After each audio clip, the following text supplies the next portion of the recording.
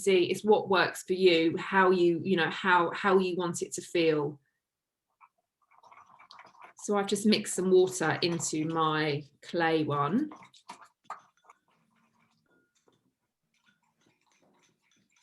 And when we put them on, you can kind of, it's quite nice to have a little brush. Like this one's going to be a lot more fluid. You can see this one.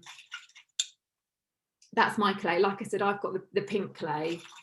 So you could use, actually, I've got some little makeup brushes, little foundation brushes. These are quite nice to put them on with, but you can use your fingers as well.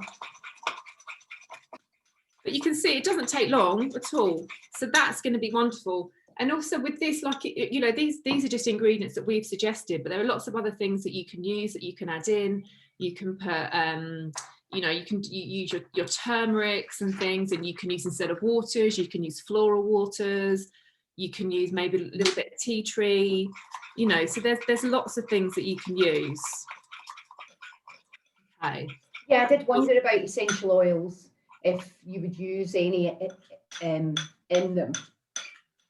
I think I would be careful of using, but a teeny drop of tea tree can be really nice maybe for a problematic skin, but just be careful of how much. You just want such a small amount in there. Yeah. How's yours coming on? That's my green clay. Great.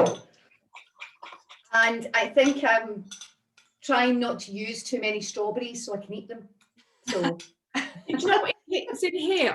So that's in that one. I just put one strawberry. It was quite a big strawberry, but it was enough. I mean, it smells amazing. So you just think, it is amazing that you don't need a lot of ingredients at all. I mean, it's like it's tiny amounts, really. Yeah. My daughter's got her eye on that one after. She wants to put it on. I was like, yeah, you can have it after. She's not making an appearance today, but she can have it after. So I think we should be ready to put some on, perhaps. Yeah. So I'm going to do, so like I said, the clay one is really good kind of around here. So this is just a little foundation brush that I'm using. You can use your fingers, it's fine. But I've definitely got congested around here, and that honey in there is going to be really kind of antibacterial, anti-inflammatory, really calming, really soothing. And the clay is going to help to kind of decongest. I can kind of see my face on there, my nice colour on there. I'm going to put some on my nose as well, because I definitely get congested on my nose. I'm not oily, I'm not an oily skin, but I definitely get congested. I've kind of got that more slightly combination, so I definitely get it through there. So on my nose, I'm going to clip my hair out the way as well. But with a clay mask, it's really actually important not to let it dry. Like, you can just use clay and water, like that's actually fine to use as well, like a clay and water together, but don't let it dry. Like, I know there's that thing, you feel it drying and you think, oh goodness, it's doing good, like it's working for me. But actually, if that clay starts to dry, what it's actually doing, it actually starts to take the water out of the skin as well. It can actually be dehydrating. So a really nice thing to do when you've got your clay mask on is to keep it moist. So something like the spray, like you can just mist it on, and that just keeps it keeps it fresh, keeps it working. I generally massage if I'm using a clay mask. Okay. What I will do is I just add little bits to keep it moist, so that I can then feel where my skin is, and it doesn't then dry out. Which I kind of stole that from. It's a local beauty salon that I go to for facials, and that's what Pamela does. She basically puts the mask on and then does a massage. That's a great tip. That's a really great tip. And also as well, it stops it. Oh, sorry, when you go. I was just going to say as well, like, look, this one is, because this actually, I was going to say, this one with the oats, it can actually be really good. Obviously, it doesn't look looks like I've got my breakfast on my face, but it's a really good for an exfoliant as well. So when we take this one off, it's going to help to exfoliate. Oh yeah, that's a great idea. To exfoliate. I don't really multi-mask. This is maybe the first time I've done this. Do you know, I love to multi-mask and multitask. So I'll often have 2 masks on while on my computer, or I go upstairs and pretend that I'm cleaning the bathroom and I've got 2 masks on. But yeah, multi-masking's great because, you know, we don't, our skins are different. Our skins are different. We don't need, like different parts of the face need different things. On the cheeks, they're often a lot drier. My cheeks definitely, especially in the winter, like the wind has been blowing on them, but then I've been wearing a mask, so I've got this kind of this around here as well. So by using different things, I think it's about listening to your skin. What does your skin need? Like our skins need different things on different days. I can't actually. Yeah, I like the idea of using it as part of the exfoliation afterwards. I hadn't really thought about it like that, so that's a great idea. When you're taking it off, and especially with a clay mask, because it does dry up quite easily, and it can be a bit of a if you do forget that it's on and don't keep it moist, to try and get it off without rubbing. And actually, I like the idea of the massaging in, because when you're massaging as well, you're kind of, it almost feels like you're helping to unblock more as well. And also, I mean, honey on its own, like lots of facialists will massage with honey, just plain honey. They'll kind of, you know, they'll cleanse with it. They'll, you know, so there's this, you know, there's amazing properties to lots of these. I can just see my I just like putting some on my lips. Yeah. And not to eat it. Also, because it's got honey in it, it tastes so good. Also as well, like what you could do is like, so, you know, you can, like, they're kind of 4 recipes, but just kind of intuitively what your skin needs, you can add different things in. Like if you needed that extra nutrients, add an oil into something. You know, there are so many possibilities that you can do with what you've got at home. Yeah. So what I'm going to do this time is I use the remainder of any mask that I have for my hands, which I'm in my 40s, so my hands are starting they need a mask. But what I thought I would do is if I do one and not the other, then we can definitely compare this time. I normally forget to do that. That's a great idea. That's a great idea. I'm actually, this is actually because it then just uses it up. Yeah. So this is actually, and also here.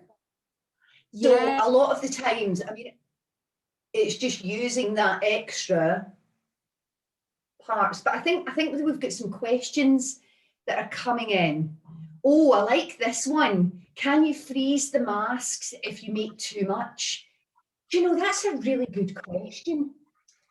So if you haven't added water to any of the mask that you've made yet, so you've maybe just done it with honey and oil, for instance, then you could tub it up and put it in the fridge.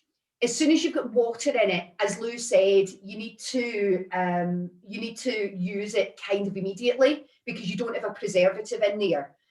But freezing it, that's a great idea. I don't know the answer to that.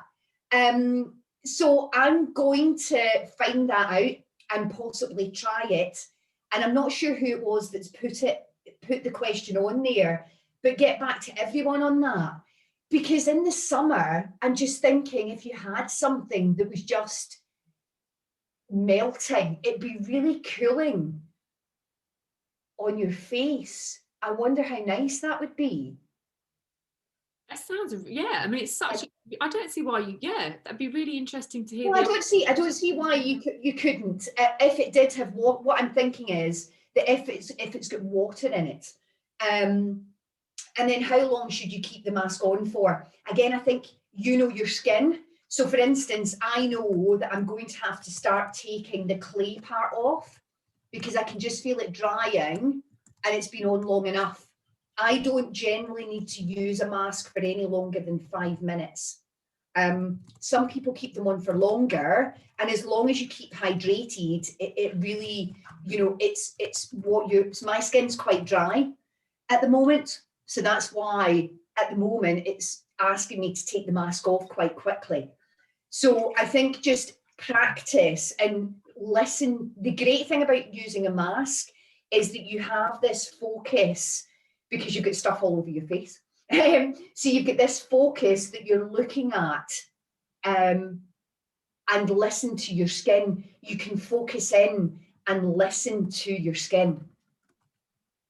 Yeah. I don't know if you have any other questions, Lou. Pardon? How do you make the green tea mask, please? Someone's asking.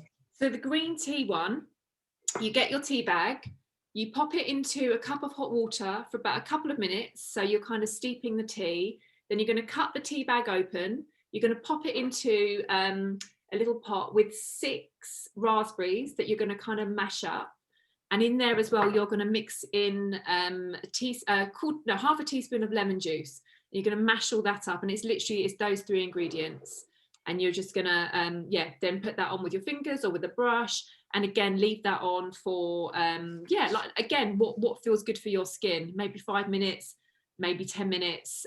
Listen, like what Jo says, listen to your skin, because it will need different things on different days. Like the hydrated one, for example, you might leave on for longer because you feel that your skin needs more of that one.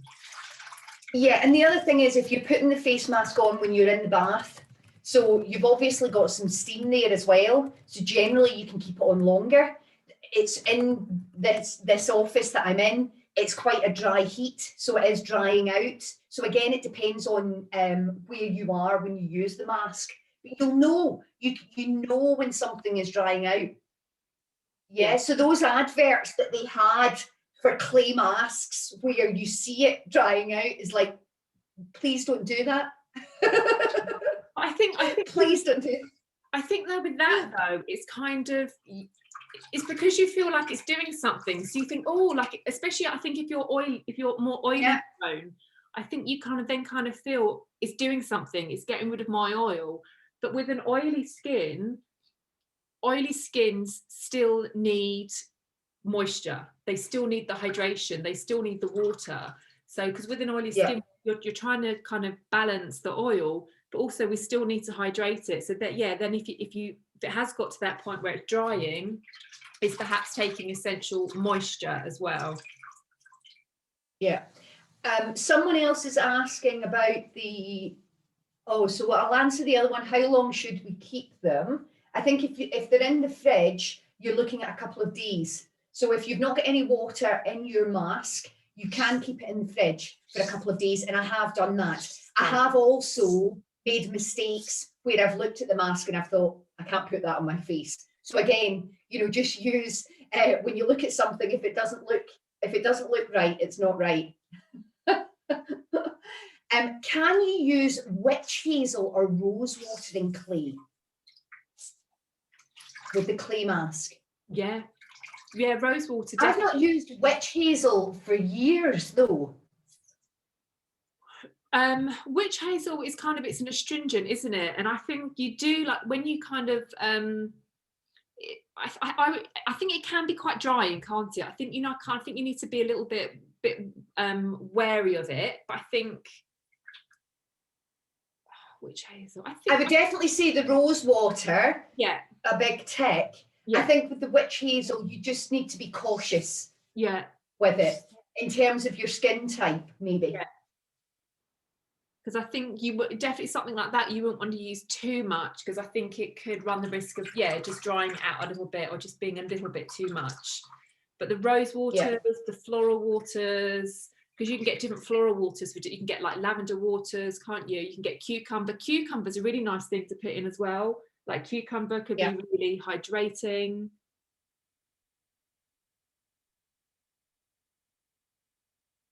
And so coming back to, why would you make your own face mask? Well, it is the most sustainable thing to do, yeah. And if you don't have a mask, so we don't obviously believe, well, I don't believe in single use masks, so sheet masks, or getting them in the unrecyclable sachets. So, but if you've not bought a, face mask tub, then making it at home is really easy. When you buy a ready-made face mask, basically gives you convenience. It's something that you can do really quickly. However, generally speaking, off-the-shelf face masks will have active ingredients that you just won't have in your kitchen cupboard. And I believe it's about variety. It's about, if you do it yourself, you do focus and have those few minutes to just focus on your own skin. And I think there's something really important about that.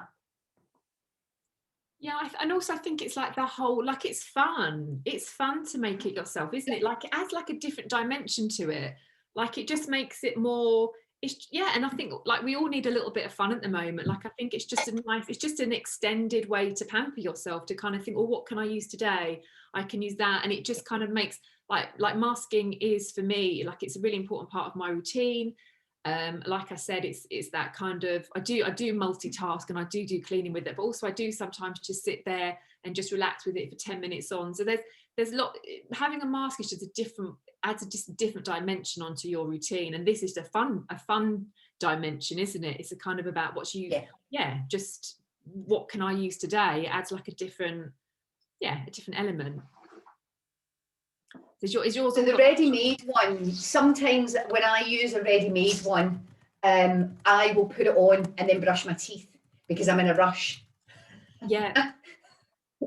Well, that's the thing, because that's multitasking. Yeah, because your one's the 5 minute one I love. Like, that's great to use before you go out, before you do anything, before you jump in the shower, because it literally is 5 minutes. So it is convenience, isn't it? And it works. So again, it's doing it to suit what you need to do that day. Right, I think I've got everything. I need to remember to bring a mirror the next time. I keep forgetting. So I'm literally looking at the screen going. That's what I suppose probably everybody's doing that. I think mine's off. So right, so now we're gonna do a little massage. So lovely. If you've got, before I do an oil, I like to spritz myself with a little hydration. You don't have to do that, or if you've got a little bit of water next to you, you can pat a little bit of water onto your face. It's just quite nice that then when the oil goes on, it takes the water down as well, so you get a little bit of extra hydration. So you're going to grab your oil, whatever your chosen oil is. So today I've actually got the high definition facial oil. I'm not supposed to say that, but it is my favourite product. Favourite one. Yeah. So we're going to. It's just so easy to use, and it smells great. I would say that, but so grab a little bit more than what you normally would. Grab a little bit more than what you normally would. We're going to warm it up between our hands, and then we're going to start to place it on. Just pat it on.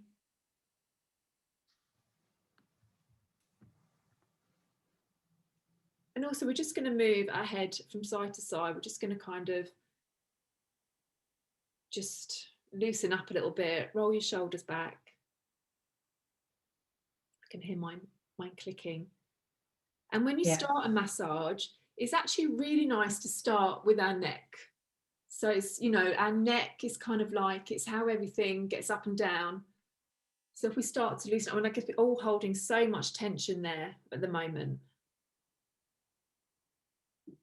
And you can take it up behind your neck, use your fingertips to kind of just go into the base of the scalp.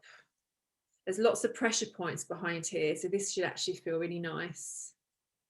Just massage it in. Take your time. And then we're going to come round. And then we're going to do one side of the neck. And then the other side. So this is just starting to loosen everything up. Start to get our lymphatic system going, so we can come down And we can come up as well. And then we're going to start to come back up onto the face. And what we're going to do is we're going to hook our thumbs underneath here, under our chins, and with our what's that finger? Index finger. We're going to pinch. Index. Like, we're going to pinch and move along. And we're going to do that 3 times. We're not going too hard here. What we're doing is here, we're just starting to wake up the lymphatic system. So we're not going too hard. We're not going too deep. We're just moving along. And then we're going to do a sliding motion. We're going to slide up and then we're going to slide down. So this is just starting to just get everything moving. If there's anything stagnant there, and just slide it back down again. And then just along and slide it back down. And then we're going to come up behind the ears. So we're going to come behind here. This should feel really nice. Again, we're starting to wake up that lymphatic system, but starting to ease some of that tension away. And then we're going to come up onto our ears. Our ears are quite often forgotten about, but there's loads of pressure points kind of around here on our ears. We're going to come up and give them a little bit of a massage as well. And give them a little bit of a pinch as well. Feels quite nice. And then we're going to come back. We're going to come back into here. We've got really big muscles here that if we're clenching our jaws, it can be quite painful. So here you can go a little bit deeper, kind of working it in. You can use the pads of your fingers, or if you want to get a little bit deeper, you can come in and you can use your knuckles as well. But don't clench your jaw while you're doing this. You want your jaw nice and relaxed. And again, we're kind of going to move up this way as well. Start to come under the cheekbones. And then again, we can start to do a little bit of drainage as well. Under the cheekbones, up and down. And you should feel your skin starting to feel a little bit warm now. So we're bringing all that blood to the surface, bringing all those nutrients, all that oxygen. We're kind of coming up underneath. And then we're going to get our ring fingers. So our ring fingers are our weakest finger. And we're going to start to come under our eyes. Being quite gentle under here. There's probably quite a little bit of stagnation under here. So starting to move that up and down. And then we're going to come onto our temples and start to do a nice little circle here. And bring it up onto our forehead. And just really enjoy that. You can take it right up onto your hairline. Lots of tension up here on our hairline. So when we massage, the muscles go right the way back into the hair. So you can take it all over. And you can come in and here. Actually, if you've got headaches, sometimes it can be really nice to do it with your knuckles. Gives a little bit of a different sensation. And really massage that in. And then we're going to do a sweep and down. Sweep and down. So this is just starting to keep moving. Anything that we've dislodged, kind of get it out and down. And then we're going to do a little bit of lifting. So we're going to start on the side of our neck, using the pads of our fingers. But then we're going to start to use the whole of our hands and start to bring it up. So this is a little bit more lifting. We'll bring it up to the side of the face. And then we're going to bring it down to the other side. Start down on the neck, up onto the jaw, under the cheek, and start to bring it up. And you can do this as slow or as fast as you want to, really. And we're going to do them both together. So we're going to cup the face and come up and take it right the way up. And we're going to do that one again. So come down and come up. You can do in the morning, you can do this a little bit faster, but in the evening, you do it a little bit slower. So you decide whether you want to energize or relax.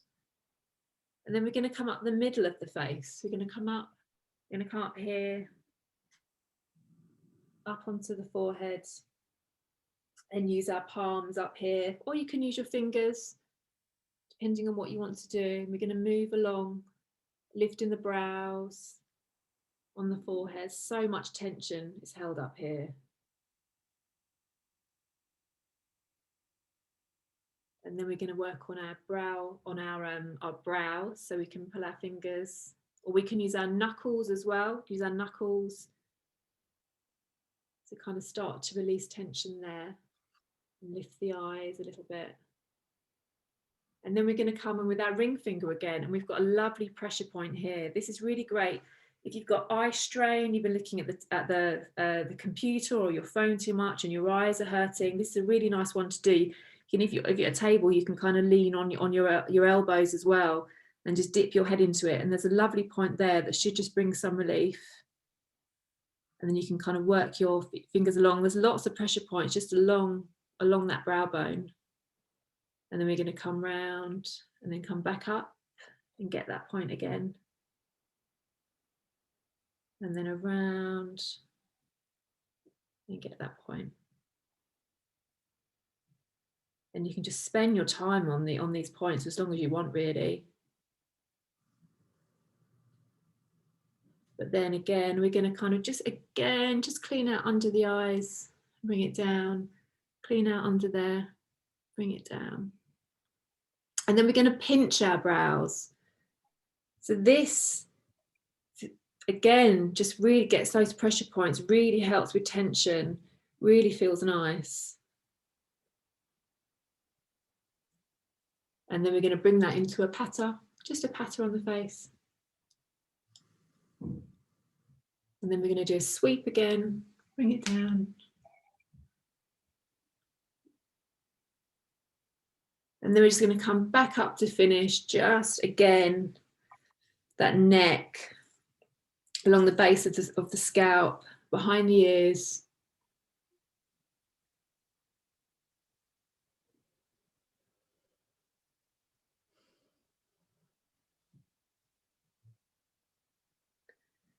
And then down here is a really nice place to do. There's lots of tension here.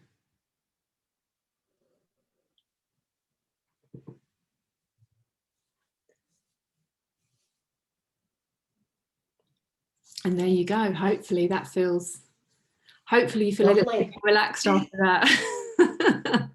I mean, that wasn't a long one, but just even taking that little bit of time, it just helps you to steady for a little bit, doesn't it? Yeah. I don't want to talk. I was keeping an eye on the time, but I mean, we could like round here as well. Like you could just keep going as long as you want, really. And here's such a nice little just resting there. It's just really nice to focus and just relax. And the thing is, guys, you can do this. I know we're all zoomed out at the moment, but you could do this with family and friends easily together. Someone has asked a question: is there any benefit of doing a face mask before bed as opposed to in the morning from your skin's point of view? I think so. I think it depends on the mask that you're going to do. So I think like for a nighttime one, it could be more like a calming, feeding, rejuvenating one. And then in your morning would be more like your brightening, your invigorating. And also like in the daytime, like if I know that I'm going to an event, or not that I'm going to any events, but do you know what I mean? If I'm going out and I'm going to put makeup on, then I'm going to use one that's that little bit more, just brightening, and it's going to look good, going to enliven my skin. So I think there are benefits, but it's what you use. Yeah. So at night I use a balm. So that's because it's absorbed overnight. And generally, if I've cleansed in the evening and I've used a night balm as a face mask overnight, then I won't cleanse in the morning, because generally you wake up and your skin feels amazing. So I won't take any of that goodness out. Again, that's just practice. That's my personal thing that I do. And it's not every time, because sometimes you just feel you need to wash your face in the morning.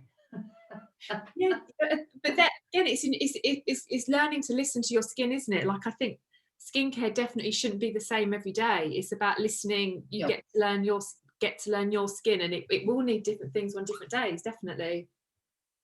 Yeah. So that was amazing. And I've now got strawberries to eat. How does your skin feel? Lovely. Yes, I'm prone to rosacea here. And I know you can't possibly see, but it does calm it down. I don't know if I can bring it up to the camera, because I did do both. No, you can't really see. Hands, and this one is the one that I put the face mask on. I think you can see. Yeah, you do notice a difference. You don't need to do it when you're in your 20s and 30s. You do need to do it when you're in your 40s. Actually, I'm going to do it after. Yeah. It just gives an evenness, and especially when the weather has changed. So yeah, I do like to do that on my hands, because I then remember to look after my hands. I'm not a big hand cream person. Shouldn't say that either. So anytime I've got a mask, it's the first thing I do is just put the remainder of it on my hands in here. Yeah. So I really appreciate that, Lou. That was lovely. You're very welcome. Some lovely feedback. Because I know you can't see the chat. I don't think. I just saw one. Right. Glad to hear others don't wash, cleanse in the morning. I think it's because it's a really you see so many people that have got these kind of really rigid routines, and they say you must cleanse in the morning. But I think, like you said, sometimes you do, sometimes you don't. It really depends. I think you can definitely over cleanse for sure. You can definitely over cleanse your face. Yeah. Yeah, and I do sometimes if I have had, a really good night's sleep, and I've had, a face balm on overnight, and I wake up, I just feel that my skin feels fine, so I just leave it. So it is just that listening, but doing things like this gives you the chance to just take that time to listen and reflect, which we all need to do a little bit more of. Definitely. Yeah, absolutely. Definitely. We do. Yeah. So with that, guys, thanks very much for coming. This will be recorded. So anyone that has missed it, you will be able to do it on catch up. That's what I'm calling it now. Somebody said that. I thought that's great. It's catch up, which is what we all do with TV and things now anyway. And we will be back with something else. We're trying to do this as a bit of a journey in a program, because we're wanting to get feedback from you guys on the types of things that you would like to see. So please, do let us know if there's anything that you want to see on these on this series, and Lou will be able to work that out and teach me some things. Yeah, absolutely. Which is great. Will the info and guidance on the massage section? Yes, but also we did a full massage for our very first episode, which I think you can still get, can't you? And that's got the guided. Then we do a full facial, so we do cleansing, we do a mask, we do a head massage, we do a hand massage. So yeah, if you can access that one, yes, you can get that, which is in more depth massage, because that was just a little quick one. Yeah. And somebody has said about a hair mask workshop, which we did talk about the last time, so we can add that to the list. Yeah. Oh, what ingredients are good for hormonal spots? The honey is really great. The honey is really you can just put honey onto individual spots, and that will really help to calm, to uninflame. Also the clay is very good. Like those kind of things would be great as well. And also, yeah, I thought I just saw another question. Oh no, they're all. I think it's about the links and video.